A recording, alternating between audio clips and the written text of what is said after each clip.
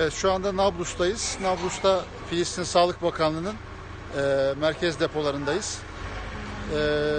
İlaçlarımızı uzun çabalardan sonra Nablus'a ulaştırabilmiştik. Türkiye'den Aşdod Limanı'na göndermiştik. Oradan da Nablus'a ilaçlarımızı sevk etmiştik. En son bu anlamda Gazze'ye girişleriyle ilgili İsrail otoritelerden izinler çıkmış oldu. Ve bugün yaklaşık 42 palet 8,5 ton ilacımız Gazze'ye sevk ediliyor. Bu bizim tabii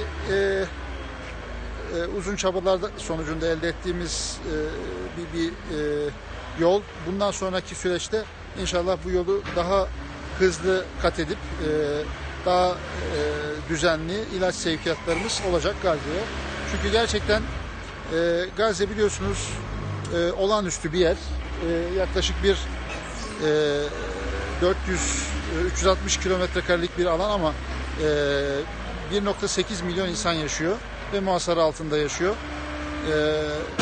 Hastanelere düzgün elektrik verilemiyor. İçme suyu sorunu var.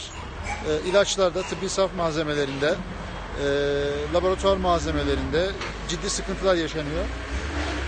Bu anlamda Sağlık Bakanlığımızdan almış olduğumuz, Filistin Sağlık Bakanlığı'ndan aldığımız listeler vardı. Yaklaşık 400 kalem ilaç sıfırdı. Bu görmüş olduğunuz ilaçlar o listede sıfır olan ilaçların bir kısmı.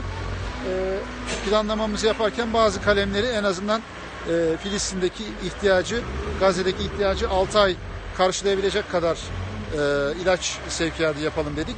Dolayısıyla bazı kalemlerdeki ihtiyaçları bu anlamda karşılamış olduk. Ama bundan sonra da özellikle tıbbi saf malzemesi, laboratuvar malzemesi, bazı hastane yatakları gibi, ekipmanlar gibi sevkiyatlarımız da bu anlamda olacak. Bundan önce özellikle Gazze'de savaşta vurulmuş olan, hasar almış olan hastanelerin onarılması noktasında ciddi desteğimiz olmuştu. Bu anlamda El Kudüs Hastanesi'nin kardiyovasküler ameliyathanelerinin, bölümlerinin bu anlamda bakımını, onarımını ve cihaz tedariğini gerçekleştirmiştik. Aynı şekilde Gazze'deki savaşta neredeyse tamamı yok edilmiş Eşşucaiye mahallesindeki 500 ailenin bu anlamda kiralarının karşılanması, insani desteğinin karşılanmasını sağlıyoruz. Aynı zamanda Filistin Kızılay'ına Gazze'de Gazze'nin en büyük afet ve lojistik merkezi inşaatını yapıyoruz. İnşaatımızın kabası bitmek üzere. Burası da bölgenin hem insani yardım hem tıbbi sarf ve ilaç lojistiği noktasında ve afet lojistiği noktasında düzgün, önemli bir merkezi olacak. Biz de bundan sonraki sevkiyatlarımızda bu anlamda daha rahat bu anlamda depolamış olacağız. Görmüş olduğunuz aslında bütün bu çabalar sizlerin desteğiyle sağlanıyor. Kızılay sizlerin himmetini buralara taşıyor. Bu anlamda desteklerinizin kesilmeden devamı çok önemli. Çünkü Filistinli kardeşlerimiz biliyorsunuz bizler yanlarındayız dünyada. Pek çok dostları var ama onların sesini haykırabilen, onların acılarını hissedebilen, onların yaralarını sarabilen çok az dostları var. Sizler bunlardansınız. Dolayısıyla desteklerinizi esirgemeyin. Filistinli kardeşlerimiz bunu her zaman şükranla yad ediyorlar. Bu desteklerinizi her zaman şükranla, duayla karşılıyorlar. Bizler de inşallah sizin bu desteklerinizi biraz sonra bu tırlarla beraber Gazze'ye doğru yola çıkacağız. Oradaki hastanelere dağıtmış olacağız. Destekleriniz için Kızılay web sitesini ziyaret edebilirsiniz. Kızılay.org.tr web sitesi. Buradaki Filistin projelerimize destek olabilirsiniz. Onun dışında 2868 kısa mesaj hattımız var. Filistin yazarak 2868 kısa mesaj hattımıza göndereceğiniz bir SMS'te 10 liralık bir katkı verebilirsiniz. Bakın bunlar hep sizlerin yapmış olduğu o 10'ar liralık katkılarla alınmış olan ilaçlar. Bugün 42 palet yaklaşık 8500 kilogram ilaç sevk ediliyor Gazze'ye. Bu anlamda desteklerinizi de esirgemeyeceğinizi düşünüyorum.